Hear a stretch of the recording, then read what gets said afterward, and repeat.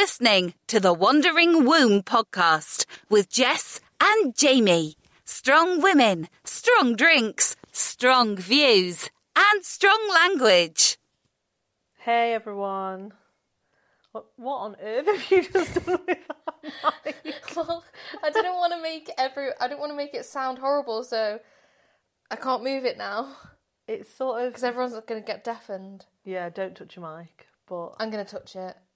Do you know what it reminds me of before you touch it? What? Do you remember there was that trend where you got the bottom of your top and you pushed it, like you pulled it up and it went So it was through. like you were wearing a bikini? Yeah, and then you like pulled it tight and it sort of looked like a crop top, but like a bra, bikini with like sleeves. That's what Jamie's done with a mic looks like that, kind of. I mean, it doesn't, not really. I'm really sorry if everyone's got to listen to this now. Okay, let's see. What were you worried about? That it was going to like go, your hair was going to go on the mic or something? It was going to like do the scratchy noise? Yeah, I think I've sorted it though now. There's nothing worse than that. No. You know, I'm dead sensitive to that as well, because when I've filmed stuff before, I've sometimes done a really good piece to camera and then they've been like, stop, we can hear your hair. And I'm like, fuck off. And then the thing is, I have to start again and then they'll be like, just do it exactly the same. Okay, go. And I'm like, I don't remember what I was saying. I'll start all over fucking again. Anyway, it's we've had a bit of a gap. We didn't mean to have a gap, did we? No, we've been... Just leave the mic. The mic isn't helping. It's fine where it is. Fine where it is. I don't want it to be too loud. There we go. I'll just do it like that. Yeah, I think we've been pretty busy, haven't we? Recently, we've been working away and we've been at the festival and just busy. Yeah. And don't get me wrong. Like I have thought, we better do some like sessions soon. Yeah. But I think the other thing as well is that obviously because with Wandering Womb we always have a drink and do it. If we're already out doing stuff, and we don't want to, and going to festivals, we can't come back and be like, right, get on it again. I know, I couldn't do that. Fucking liver failure. Yeah.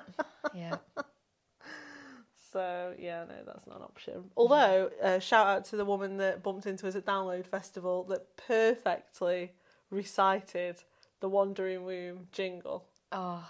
Like, shockingly good, That's amazing. I feel. That's amazing. Yeah. Sometimes I forget how big this podcast has got. We're at 107,000 downloads. Yeah, it's just about to go to 108,000. And then I said to Jaimi, do you realise that's like more downloads than there is people here at Download Festival? Because there was 100,000 people at Download Festival while we were there. Yeah. And like, that's a bit scary. Or maybe it's just like 6 of you listening to it. Just downloading it frequently. Yeah. Just keep pressing it, make the plays go up. I don't think... No, I think it does work like that. Well, if it does work like that, in that case, I don't feel like you're all clicking it enough. You could have us at a fucking million downloads. No, yeah, keep clicking it more and more. Yeah, just go on, click it 10, 15, 20 times each. Boom, it's only fair. Done. It's only fair. What counts as a play? This is what I mean. Like, me and Jaimi just sit here and do this podcast for fun. We don't know fuck all about podcasts. We don't even know how to get to the back end of Spotify. So if anyone's listening on Spotify, congrats, because we don't know how to... We don't know how it's working, but it is. Yeah, we don't even know how this podcast got on Spotify. I feel like who was it who contacted us? Amazon contacted us to ask us to put it on their podcast, and we've still not figured out how to do it. Well, and that was like a year ago. Yeah, so they contacted us from the Amazon like podcast. Amazon. Is that what I said? Amazon. The Amazon like podcast service or audio service or whatever it is that they have there. And they said that they'd seen like the stats of our podcast like on the other platforms and was like, oh, you know, we'd like to host the podcast on Amazon. And Jamie's right. We were like, wow, isn't that awesome? And then we just looked at the email and we were like, fuck me, this is a bit techie, innit? Yeah. Like, all we do and we're like, drink and fucking record it. Yeah, but every time we're sitting down to do a podcast, we're having a drink. I know, yeah. And on phones. We do it all from our phones. I know, yeah. There's not really a lot of tech that's going into this. We were just talking about Jamie's mic. We do have nice mics. Yeah, they are good. And they are pretty wicked, actually, but, I mean, that's the extent of it. I mean, we have to upload it on the shitty Wi-Fi here because we live in the countryside and the Wi-Fi is 2 meg. It's a fucking joke. So, get this, right, about our Wi-Fi. You already know this, obviously, I'm telling this lot, but, well, I don't know if you'll remember, but do you remember him telling us that there is actually fibre broadband around here, but it stops either side of our house? Yeah. So, literally, if you imagine a long street and our house is in like, the centre of it, all the way up to the left-hand side of it, up to our house, everybody's got fibre, and then it skips our house. Yeah. And then all the way down the right-hand side of the road, everyone's got fibre. And I thought the man was joking. He was like, no, it just stops there and it starts over there. I was like, you're fucking playing with me, aren't you? So, yeah, been here for 3 years this Christmas, haven't we? Yeah. We've still not got good broadband. I don't know how we're frankly doing anything. I know. Imagine if we did have... It's bad, isn't it? Yeah, I was going to say, imagine if we had good broadband though. If we had good broadband, I would upload more TikToks. I feel like it sort of protects us against cyberbullying. I bet protects us from seeing cyberbullying. I was going to say my Wi-Fi shit. I bet it protects us from being cyber hacked because the fucking hackers are like, fucking hell, it's taking all day. Fuck's sake, what are they doing? Fucking trying to download shit to our computers. I'll give up. This is wank. Yeah, the one thing it has stopped us from doing, which is sad, is that we bought ourselves a PlayStation so we could smash a load of games and like play together. Yeah. And there's loads of games we wanted download, and it was like, this download will take 17 days. Yeah. We were like, oh. Yeah. So, yeah, because we wanted a new Ratchet and Clank, if any of yous play. No, because we need to get the new PlayStation for that. But that's why we didn't get the PS5, was because what's the fucking point if, like, the Wi-Fi doesn't work well enough to even, like, I don't know, download a new song on, like, a karaoke game, for God's sake. You know what I mean? Can't do the fucking basics. It's like, oh, download this new Avatar, and then it's like, oh, you can't. You got no chance downloading a fucking, like, I don't know, like, 30-hour game. Yeah. So, yeah, so we have to use the discs. Anyway, that's a little bit about our tech, if you were interested. So I bet they're like, "What the fuck is this podcast?" I thought it was about. I know we don't talk feminism. about feminism no more. We've decided to turn it into a tech podcast where we just we moan about tech. Yeah, we moan. We can't help you with tech issues, but we can moan about our own. Can you imagine a podcast solely on that? People just come on and you just interview them and you're like, what's your broadband speed? Like, shit, yeah, so is mine. How much is it costing you? 53 quid a month. Oh, you ever looked into any other options? Nah. People being like, and my remote doesn't work and I put new batteries in it. And my phone keeps getting hot. The battery keeps going dead faster. I don't know why. My fridge keeps beeping when I'm trying to put the shopping away. There's a line down my TV and I don't know why. I don't know. These are all conversations that me and Jess have had literally in the last couple of years. So yeah, we're reeling them off for a reason. Anyway, on to today's podcast theme title. We are doing it on the fetishisation of serial killers and violent men. Yeah. Which is a slight come down from moaning about the tech. Yeah, well, is what it is. Although there is a lot to moan about when it comes to the fetishisation of like serial killers and criminals. Yeah. So it's not like the moaning has to stop, it's just on a slightly different topic. Not that kind of moaning. Complaining, alright? Yeah. Okay. So, we've talked about this quite a bit recently because we've been delivering training to investigators and detectives in police forces, and one of the things that we talk about is stereotypes around victims, but it always turns into a section on the stereotypes. around the offender as well. Yeah. Because, you know, before we get into this, like, me and Jay teach a lot of stuff around, you know, the stereotypes of what a victim would have to look like, how they speak, you know, what they would have to wear and stuff to be taken seriously when they report or when they give evidence. And so the reason this always comes up is because there's evidence that suggests that, like, if a woman has been raped or abused, if she's, like, sexually attractive or if she's seen as unattractive, ugly and overweight by the jury, it'll change the outcome of the case. And then obviously it always goes on to, what about the way the suspect looks, you know, the offender.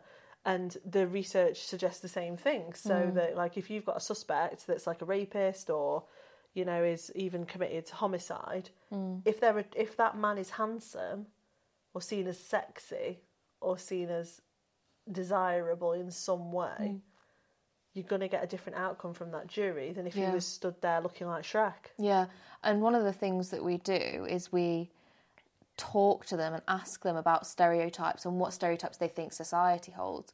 So when we say, like, we do an exercise on what do you think society's perception or stereotype of a perfect victim is of, like, you know, rape or sort of domestic abuse, and then we often end up asking, what do you think the stereotype of an offender is? And they often will say the same, like trench coat, jam jar glasses, things like that.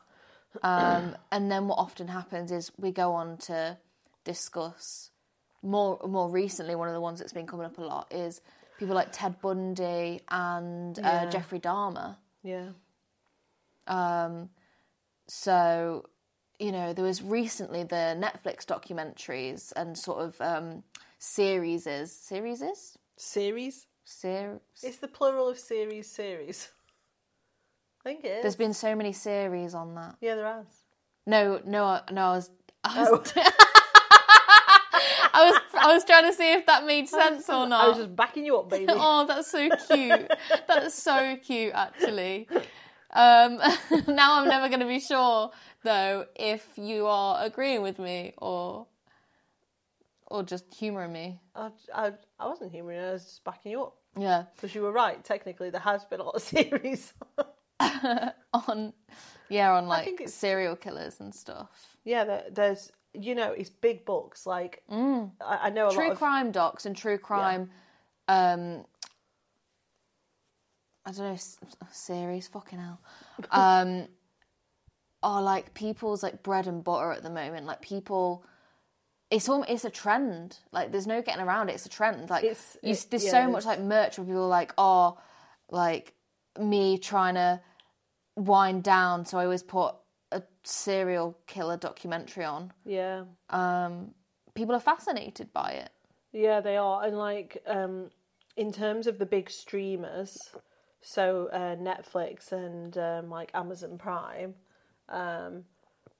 I know a lot of TV producers, and they all say the same thing, which is that they're literally like fucking hand over fist trying to get hold of true crime docs, serial killer docs, rapist docs, stuff like that. Like, you know, femicides, abductions, like things like that. And it is in response, as you just said, to the fact that like people love this shit. Yeah. So it's not even as if the TV companies and the streamers have like created this demand, because they haven't. No. They're responding to demand, which suggests people in the general public, literally as you've just said, are getting in from a long day at work and thinking, oh, I'm going to fucking put my feet up, grab some food and watch a series about a serial killer.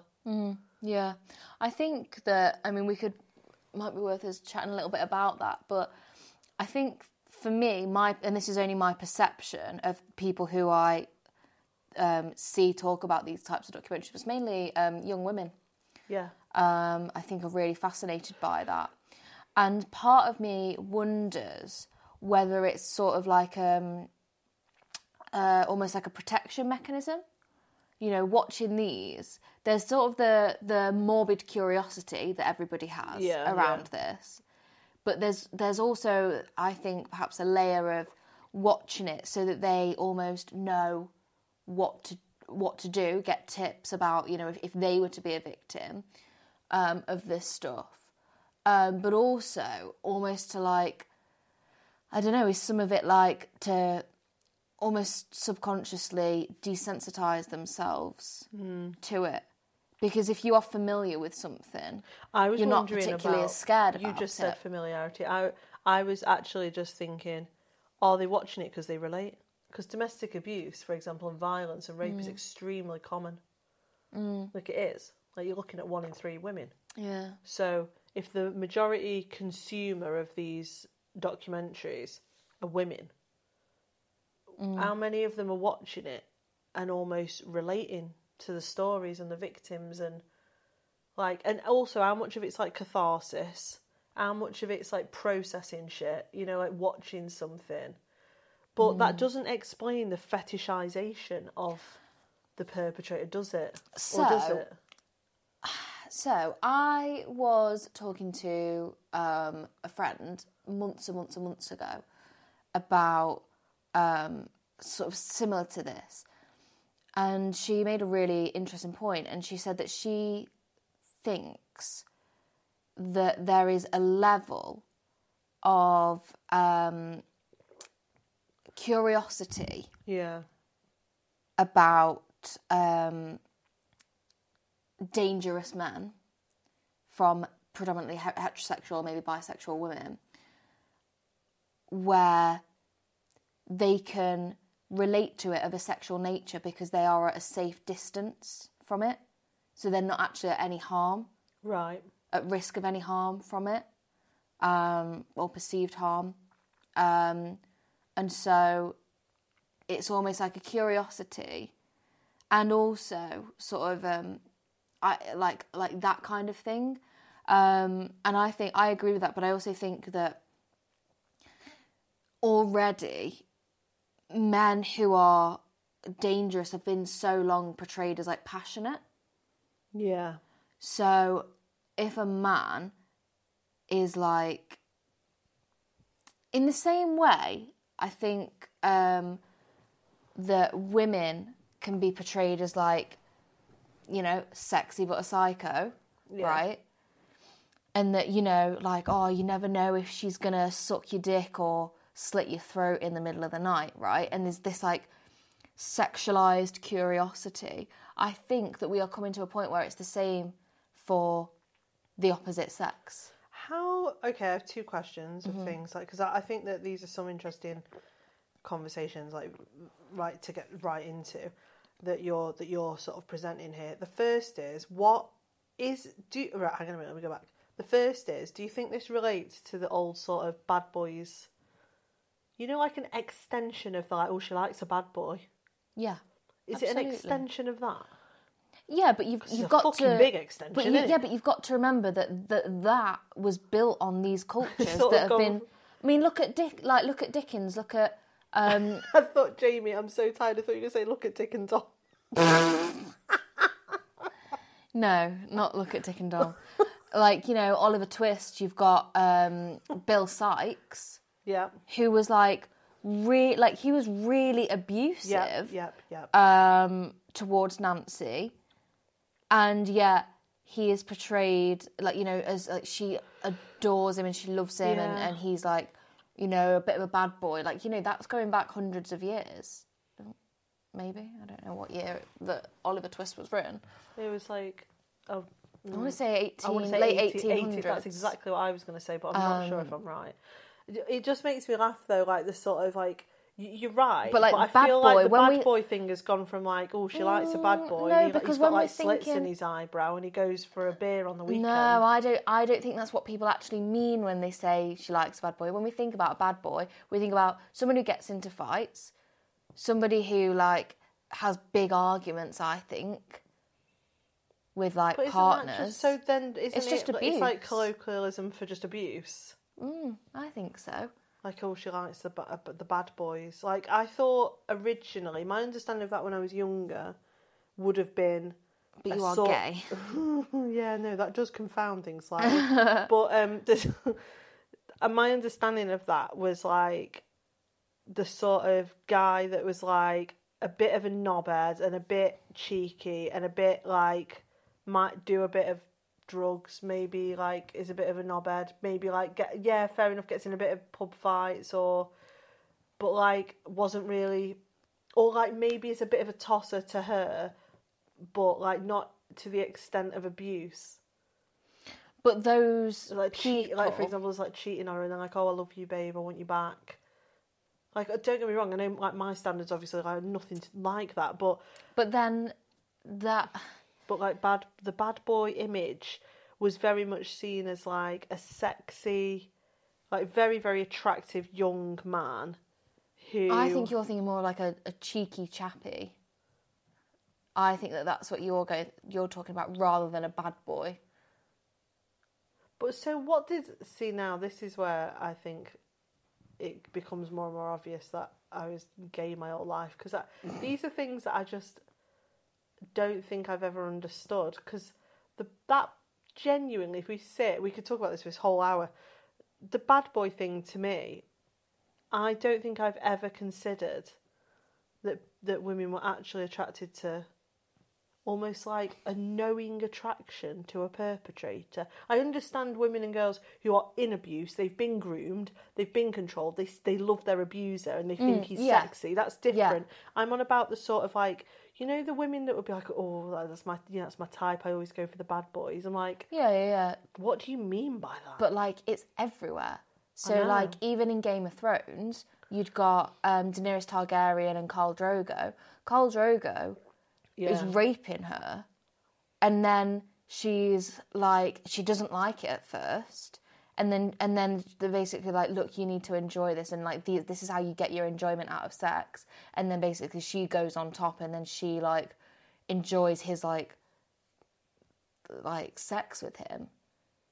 What? Think about it.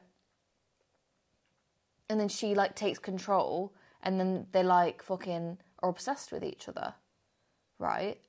And then it's the same with like Jeffrey Dahmer, when they were like going, God, he is like really sexy though. And I think, hang on, can we just stop there? I do think it was interesting that they cast Zac Efron to play. Of course, he played. Jason Momoa was cast as a rapist. They're not casting Steve Buscemi, are they? But they do it on purpose. Can we just say me and Jamie both love that man? But like, no, who does Zac Efron play? Did he play Ted Bundy? Ted Bundy. Is that right? It is, isn't it? Yeah. He played Ted Bundy, and like that as a casting decision. It is has absolutely got to have been deliberate. Like, he's like one of the most attractive actors, right? But I understand that people perceived Ted Bundy at the time as attractive. Yes. But not as he wasn't attractive as Zac Efron. So like they've gone like almost further with that. Yeah. To position him as like model material, which I don't think Ted Bundy was. Yeah. Like, I mean, I've looked at photos like in the media and stuff, and he's not Zac Efron, is he? In my opinion, I don't know. I can't really remember what he looks like exactly. We? If you, I'll show you. You okay. chat and all. But I think that, you know, even with let's take Jeffrey Dahmer, there was like posts and T-shirts and everything being like, I know. like Look, I want him to eat me out like Jeffrey Dahmer. Yeah, who's that? Ted Bundy. That's Ted Bundy. Yeah, no, that. If none of you know what we're on about, look him up. I think because I don't think he's ugly. I think he has quite. I was about to say he's got quite nice eyes, but I actually think he has perp eyes. They have them like dead eyes. Them like dead dark, and even when they've got like blue, green, whatever eyes, they have dark eyes. Like, it's hard to explain. I think me and you have this conversation with a lot of different women, where when you introduce them to the concept of perp eyes, and that's like a term that we use. I don't know if anyone else even uses it. I don't know if that's a thing. We say perp eyes. And other women are like, oh my God, you're absolutely right. Like, women who've been through domestic abuse and stuff like that. And I think sometimes that's sort of sexualised, that like stare where like they go like, I don't know. I mean, I could talk about it for ever, but I don't want to move too far off the conversation. But like, we're just looking at pictures of him now, and I think that for starters, he's much older. Yeah, than Zac Efron. Much older. And I wouldn't say he's not unattractive, but I think... I don't think he's like... I don't... Put it this way.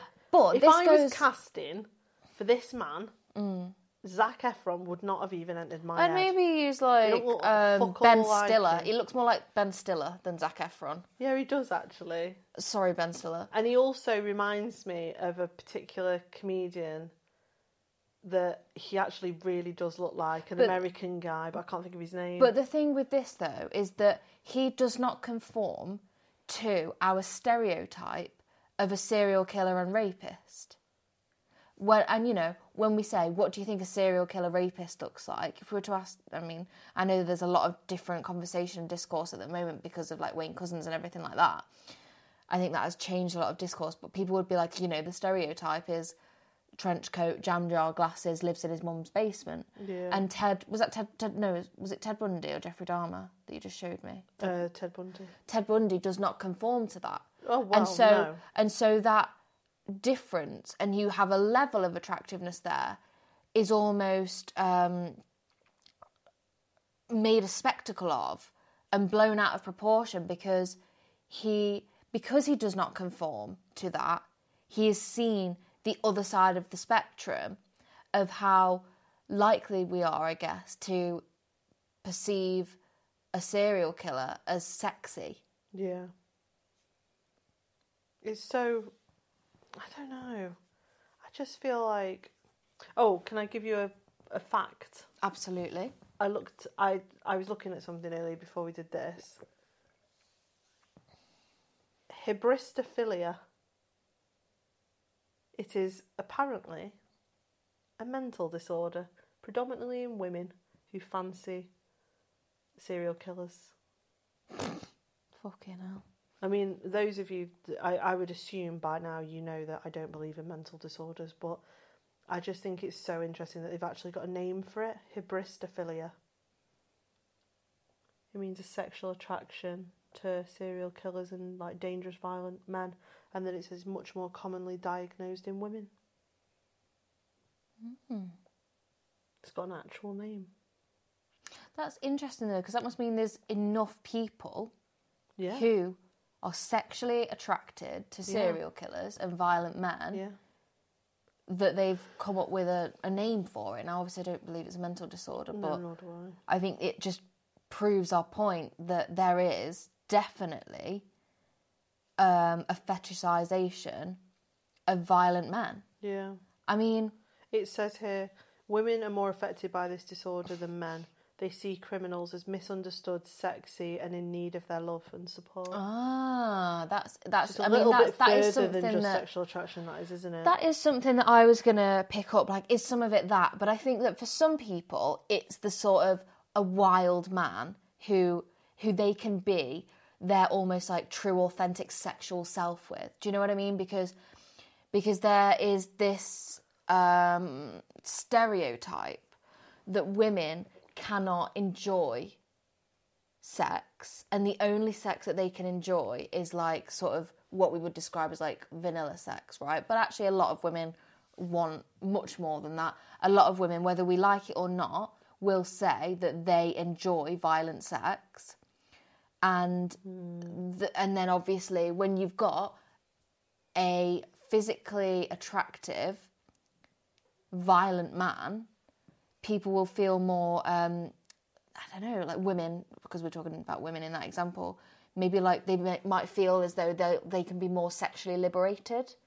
by that, because there's not going to be the taboo of like, you know, a middle-class man who they're supposed to settle down with. What they represent is like sexual freedom, because they are sexually attracted to him, and like, it's a serial killer. I honestly cannot. I can't get my head around this. How many podcasts have we fucking recorded? I can't get my head around this one at all. Like, there's so many different topics that me and you have discussed, and this one just isn't going in. Like, I just feel like I don't relate, and I can't find any common ground to like understand how you would become sexually attracted to someone who you know, for example, like in Dharma's case, murdered and abused loads of like little boys, for example, or like, I don't get it. I don't fucking get it. But I understand the social structure of like why we would fetishize violent men. yeah, I get that. Yeah. I also understand that there's a big industry behind it, and I understand that the fetishization and sexualization of violence serves a lot of people. I get that. I understand that it serves the patriarchy. I guess what I'm struggling with is it on an individual level. I would have to sit with a woman who was genuinely sexually attracted to, let's say, Ted Bundy, and I would be like, why? Like, are you not? Does it not make you sick to think that that man with his bare hands has fucking killed people and watched them die? And he enjoyed it, so he did it again, and he did it again, and then he did it again. But some people will be sexually attracted to that. I know, but I just guess what I'm saying is that I just can't get into like that. I can't relate. I can't do it. But I think some of that is from the work that we do. You know, we see how victims are treated and portrayed and ignored and so on. So we sort of have this constant lens of, all right, we're all talking about the perpetrator here, but what about the victim? But I think you're missing that actually, as you know, as I've sort of said, these serial killers and you know, rapists and violent men represent, I think, sexual liberation, which is why so many women who, you know, would describe themselves as feminist, who, you know, even on my own social media, I've seen the same women share posts about stats of sexual violence, will then share a post saying that Ted Bundy was really sexy because of the crossover of sexual liberation being a feminist issue, but also of sexual violence being a feminist issue. And then you sort of have this point, which is why, you know, I'm obviously radical feminist, but in liberal feminism, it's choice feminism, and it's, you know, whatever you find empowering, whatever you find enjoyment from is okay and should be celebrated. But actually that's not the position that we come from. So, for example, if a woman says that she finds being choked in sex attractive or arousing, we might say, you know, that's unhealthy and it stems from, you know, misogynistic attitudes and, you know, sort of millennia of violence against women and of rape and the sexualisation of rape. But their go-to would still be, right, but this is my choice and I am sexually aroused by this, and I am sick of, for example, being told that I'm not allowed to enjoy sex. Well, but also, that, you know, women being told that they're not supposed to be sexual, they're not supposed to be, you know, seen as slutty, they're supposed to, you know, sort of be...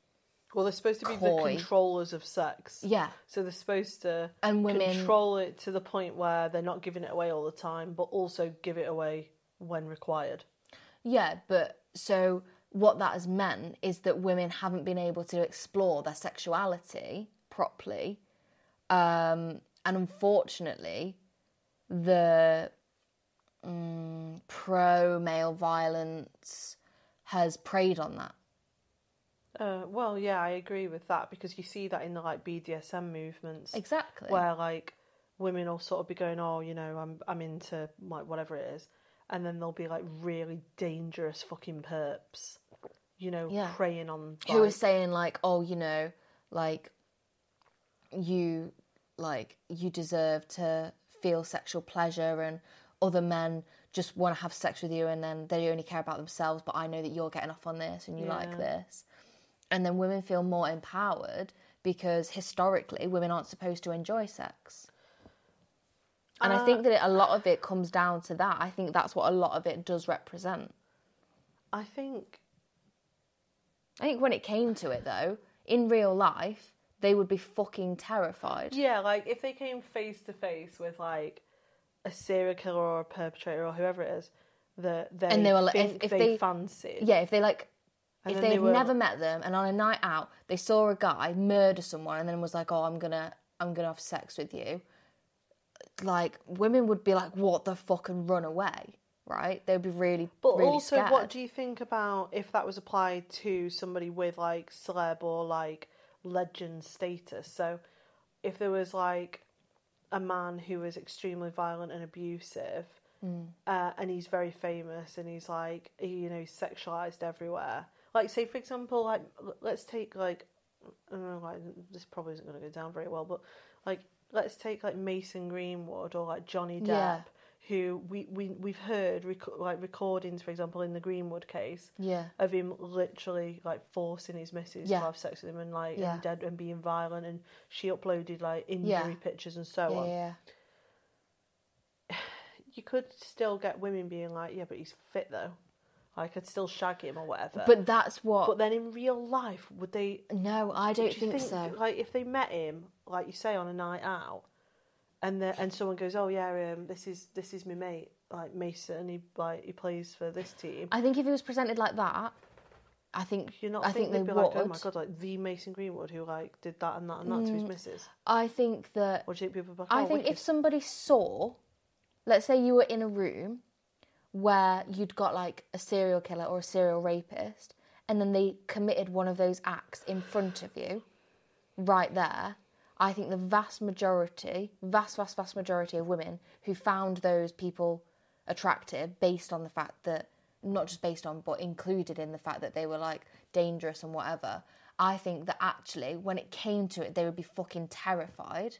But what about, like, in the example I just gave, where it's like, it almost feels slightly disconnected? But some of that is victim blaming, though. Yeah, of course it is, because they either don't believe her or whatever. Yeah. But it makes me think about, I don't know, I didn't expect this topic to be this difficult, like, for me. I don't know why it feels so hard to talk about. I think I've generally still got a fear of really violent men, so I can't imagine ever being attracted to them. But then I tried to put myself in the position of, like, I'm sexually attracted to women, so, like, what if it was, like, a really attractive woman who then was a perp? Like, for me, as soon as I found out anything like that, I would not be able to be attracted to her. Like in Jennifer's Body, though. The film with Megan Fox. People were, like, fucking obsessed with her from that film. Vile in that film, so, like... Yeah, but people were really sexually attracted to that. Yeah, I know. And again, I think that it just comes back to that it represents sexual liberation and almost, like, wanting what you can't have. Or is it something more carnal than that?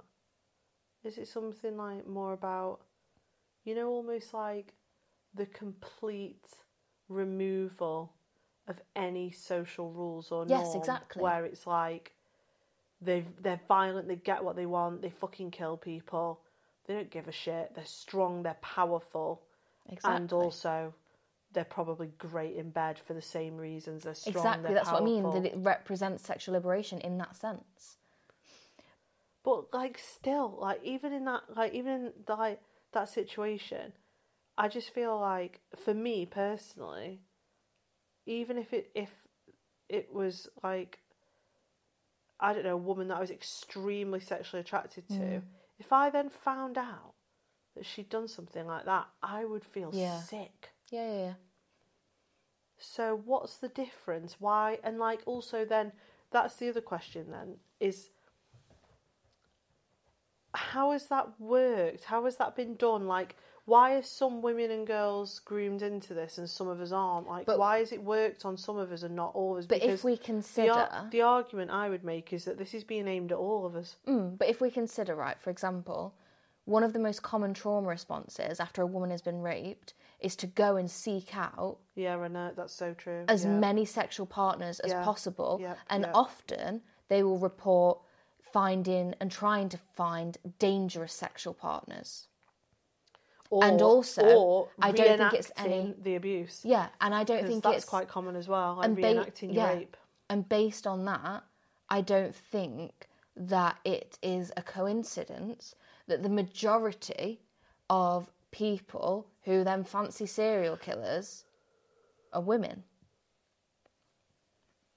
Fucking hell, that's horrible and complicated to think about. You are right though, like there's loads of evidence and also anecdotal evidence, like there'll be women listening to this that have been raped, have been beaten up by their exes, have been in abuse and whatever, that know that there was a period of their recovery or a period of their like sort of escaping abuse or whatever, where they went and had loads of casual sex or really risky sex or sex that was actually violent or further than that, sex that replicated their own abuse. Like to try and get control, right? Yeah, and it's it's some of it's really like quite what's the word I'm looking for? Like almost like a mirror image, like identical. Like there was a study that Victim Focus did a few years ago, wasn't there, on sex and intimacy after rape and abuse, and the amount of women that talked about the fact that they would replicate what happened to them. Like there was a woman in the data that said that she was like always being strangled and choked while she was being raped and sexually abused as a child as well. And she was saying that for years and years into her adulthood and afterwards, she would choke herself with something like a rope or a belt while she was getting off because it was the only way she could get off. Yeah, and rape fantasies are really, really common after sexual abuse. Yeah, they are. And like that's really, really difficult. You know, it's difficult to talk about as feminists, but I think that we have to be honest, because when we don't talk about these things, women don't talk about them. And women feel ashamed for feeling the way that they do. You know, if a woman... Yeah, that woman said that. She said she'd never ever sought help about it. Because she didn't fucking dare admit it to anyone. Yeah, but actually it's really, really common. Like, when you think about women who are raped and then even go out and have loads of casual sex, they think, oh my God, like, am I making it up? Am I a slut? Is that why I got raped? They're not going to want to admit that they're having loads of casual sex. Yeah. And the same with, you know, sort of more dangerous situations and things like rape fantasies, is that unfortunately, I don't know about the word unfortunately, I guess unfortunately it's difficult for us to acknowledge this within feminist discourse a lot of the time. I don't think it is for us because we are very, very evidence-based and we're not going to shy away from that. But so many women are, you know, have these kinds of fantasies following on from rape and abuse. And I think that if we consider that, you know, our study ourselves, we found that 1 in 2 women are raped. We found that 99% of women are like sexually abused, sexually harassed. That then it's not that far to then suggest that why would these women, when we know that it's such a common trauma response to want to engage in dangerous, risky sex, have rape fantasies, things like that, that they would then do that by sexualising and fetishising serial killers and serial rapists. What do you think the role of like violent porn is? Oh, I think that is fucking people up. Yeah, like I was just thinking about, you know, this like fetishisation of serial killers and rapists and so on. And then obviously the proliferation of very violent porn that's readily available on Pornhub. And, like, that literally like it's free and it's everywhere. Like 50% of 10-year-olds are watching porn, and we know that. And we know that 98% of porn is violent. It's physically violent to women. Yeah, so like kicking, punching, choking, slapping, spitting on them, so on. So I just wondered, are we actually seeing like the dovetailing of those two issues? So you've got this obsession with serial killers and rapists and all the rest of it, and then you've got a population that are like porn sick, fucking absolutely obsessed with more and more and more, desensitizing themselves to more and more violent porn, because as we know, the research suggests that if you watch sort of porn, it's got a bit of violence in, and then you become tolerant to it, and then you seek something yeah. more extreme to get off, you are eventually going to end up watching some pretty fucking violent shit, aren't you? Yeah, absolutely. Like, sometimes over a few months, sometimes within years. So, like, if you've got that sexualisation of actual sex, because you're watching porn, masturbating, getting or having sex at the same time, whatever, you're getting off, and like the porn is extremely violent, but then you've also got this like glamorization of just general violence in the media, in films, in, you know, dramas, soaps, and all that. I wonder if we're now seeing those two strands of social issues sort of meet in the middle. I think that some of this, though, I think that it's one caused by the other rather than the meeting in the middle. So if we consider that, you know, so many women have been shamed for masturbating all throughout life, and then now people have access to online porn, which makes it easier for women to masturbate, and then they're now being like, do you know what, we are not going to be shamed. But at that same time, they're almost being groomed by this online porn of what sex is, that it's okay to be violent in sex, that it's normal to be violent in sex, and then the impact that is then having, which is why I think that you have this political strand of women where, you know, the same women who talk about the orgasm gap are pro-porn because for them it represents their own journey of sexual liberation, which I think, you know... It's weird, really, because, like, you are right, I agree with you, and what I think is missing is, like, a critical lens that's still pro-pleasure, pro-sex. Yes. Do you know what I mean? Like, where, like, for example, I would say me and you are both, like, very sexual and both pro-sex, but we're both very critical. Like, we don't watch porn. No. We're anti-porn, in fact, and, like, so... But it's still okay to, like... You know, I think it's really important that women masturbate. I think it's really important, Absolutely. You know, if they want to, how, and, you know, whether they want to do that, and I would say with toys or, like, in groups. Do you know what I mean? Like, as if it's, like, safe and consensual. Yeah, for sure. Then it's really important, and women should be... where is that narrative? It's like, it's missing. But that's because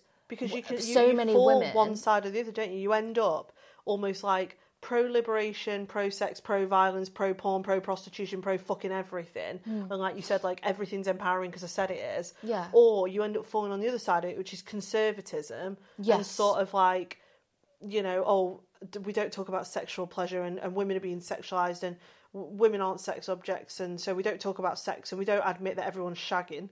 Do you know what I mean? And we just pretend sex isn't happening because we don't want to sexualise women. And it's sort of like, right... I get that. I get all them things. I get that. But yous are all shagging. So at some point, there needs to be something that runs down the middle of those two positions. But the problem with the position, what we would consider more right wing, more conservative, is that those women, even those women having sex, we know that the orgasm gap is fucking huge. Well, in het relationships. Yeah. But I do wonder about. We're getting a little bit off topic here, but like I do wonder about, you know, like the sort of more, I would say, like, there's lesbians and feminists that are almost leaning towards like anti-sex. Yeah. Do you know what I mean? Almost like where they've like tied themselves in so many knots around sexualisation. Yeah. And sort of stuff like that. Like, that that's pornified. Like, everything's pornified. Yeah. So like, well, what are you like? Are you having sex or not? Like. And the thing is, I don't want to shout about it. Well, actually, I think that we should be talking about sex more. We should be celebrating sex more, especially, like, for women, because of the huge orgasm gap.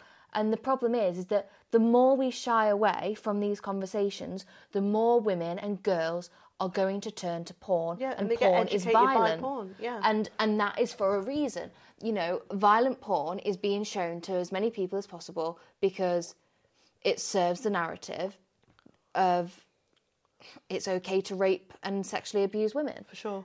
And if we sexualise sexual abuse, we're not going to see it as sexual abuse anymore. It's essentially like it's like basic behaviourism and conditioning. It's like if you can team violence with something pleasurable, then eventually violence doesn't become bad, does it? And then you get the political lens of this is progressive.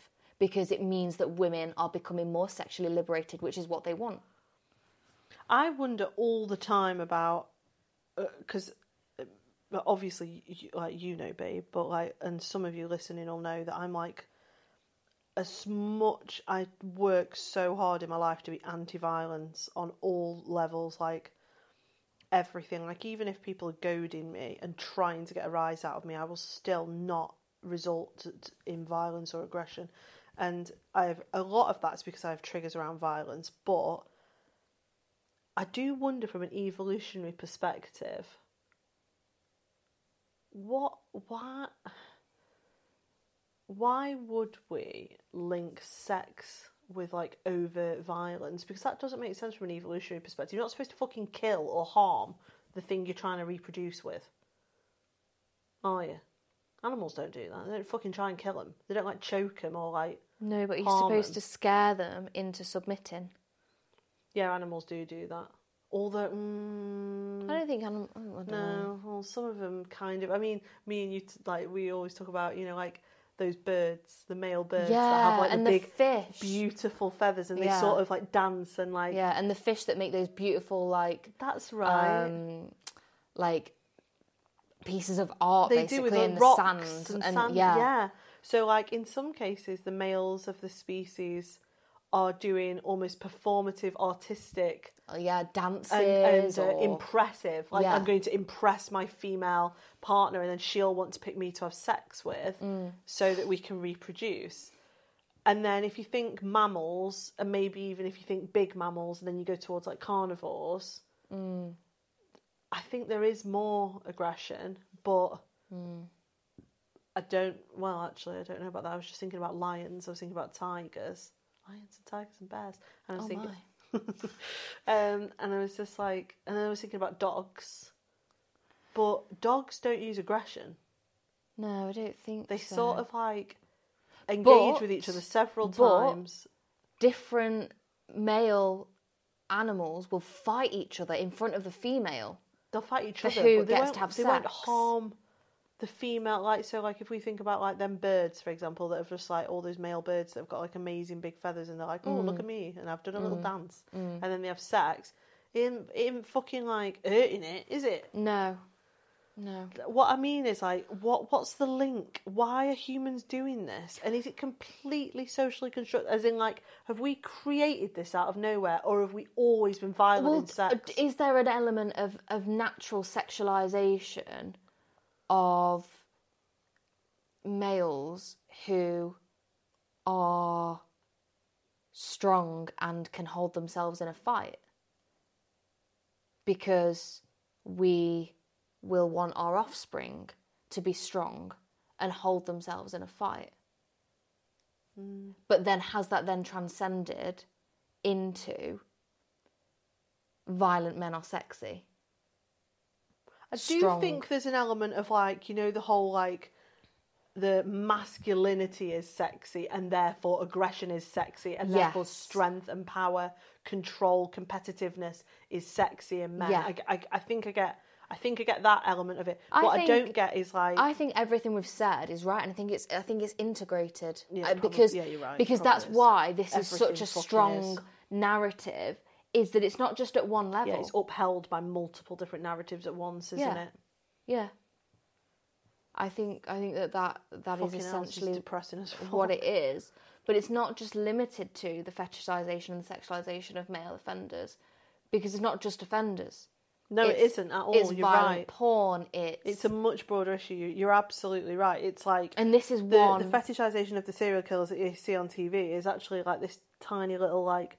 It's like the top of an iceberg, because what we've just talked about and what you've just said a lot about is actually that there's like a much broader sexual attraction towards aggression, violence, and so on. And the fetishisation and the sexualisation of serial killers and serial rapists is just one manifestation of that. Well, it's I mean, it's the same. It's a part of the same.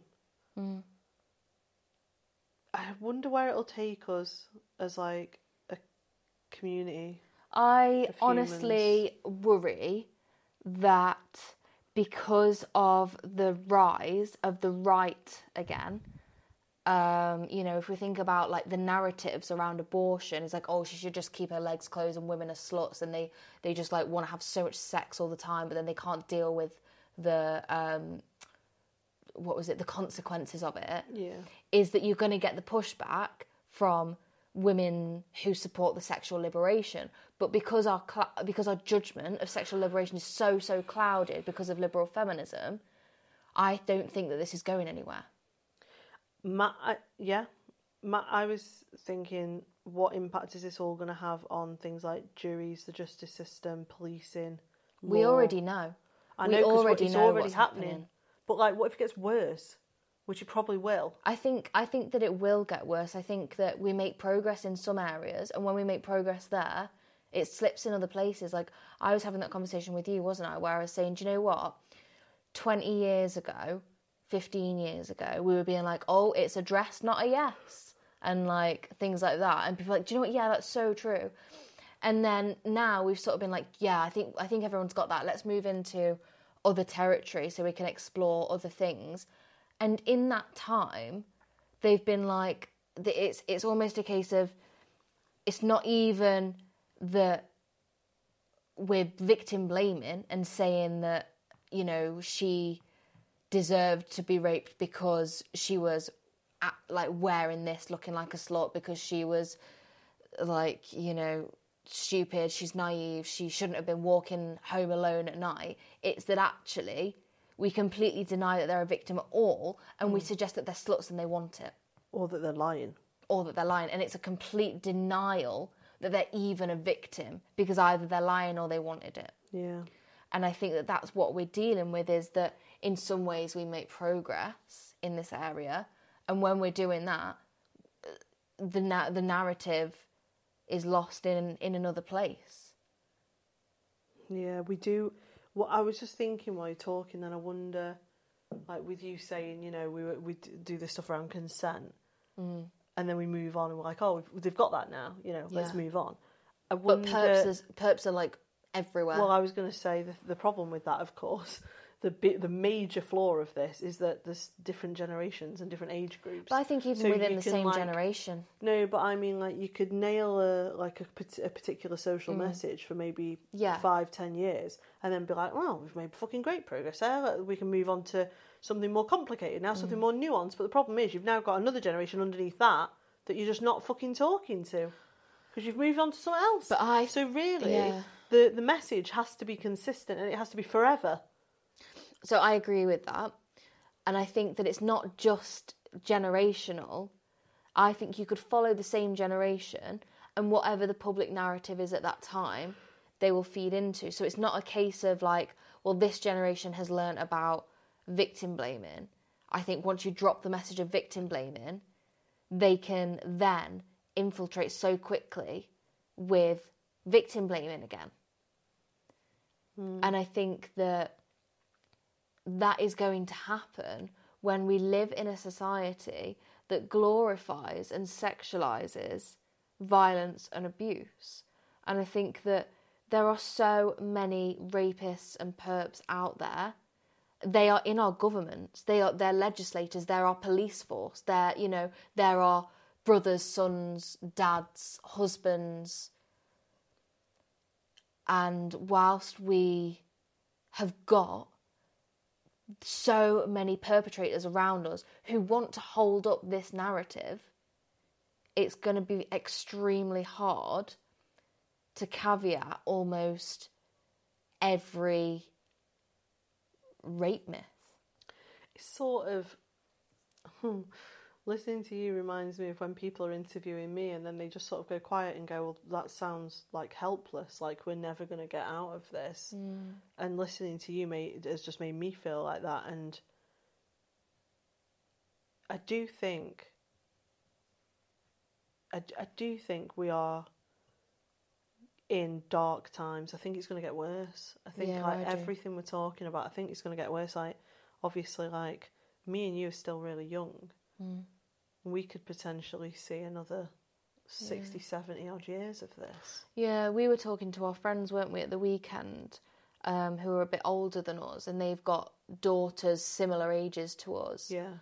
And they were saying, you know, sort of 20 years ago, I was thinking, God, do you know what? Actually, we are really progressive, and you know, this is actually going to be a really great world for our daughters to grow up in, because if we're here now, compared to where we were 10 years ago, it's gonna get so much better. And they've been like, and it's getting worse. Yeah.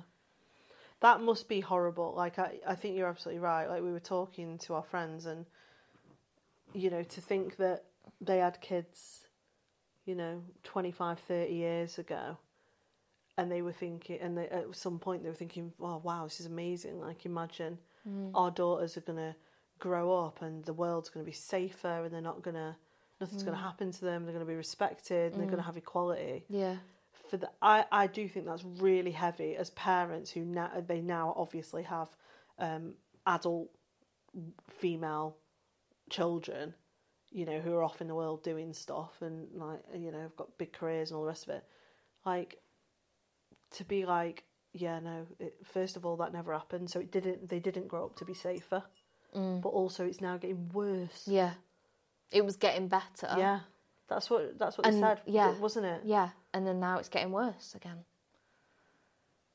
Well, that's a lot, isn't it? Yeah, we've talked about that for about an hour now, and I am out of my drink. I want another, actually. Yes. I'm just looking at that bottle on the coffee table, so I think there's enough left for another drink. I think that was quite a heavy episode. I do as well. I might put a content warning on that one. Yeah, and then just as always, like, if you go onto the Victim Focus website, we have loads of free resources, free courses for sexual health and sexual abuse and things like that. So have a look on there. We've got loads of, you know, helpful resources that you might find useful after listening to that. We hope that you've enjoyed this episode. Enjoyed, is that the right word? Yeah, I think people do enjoy these frank discussions, even if they're on dark topics. I really do. I think we're some of the only people to do it, you know, especially with the conversation that we had in this episode about, you know, sort of rape fantasies and replaying and trying to replicate your own sexual abuse. Trauma, yeah. And I think that it's important that we do that. Yeah, I agree with you. You said something really important during when you were talking about the research and stuff, and that's that just because there are findings that are, you know, contentious or whatever, you know, like things like that women do have rape fantasies, or that women fantasize about reenacting their own rapes or child abuse and stuff like that. Like, yeah, fair enough, people don't want to talk about that, and also they find it very difficult to admit. Feminists don't like talking about it because it feeds into the narrative that women want to be abused. It. Yeah, absolutely. But I know that me and you hold the same values around evidence-based, which is, if you're going to go out and ask, let's say 900 women, which is what we did, about their experiences of sex after they've been raped and abused, and then that's what they're telling you, and they're telling you the truth, you can't fucking bury it and be like, well, we just fucking won't report that. No, exactly. And then it stigmatises those individual women, and they won't talk about it, and they won't get help, and they'll bury it. Yep. And then it's never going to get dealt with, and they're not going to be able to get help. And it's our responsibility as activists, as academics, as researchers, to honour those people who've told us these things that are not comfortable. No, I know. And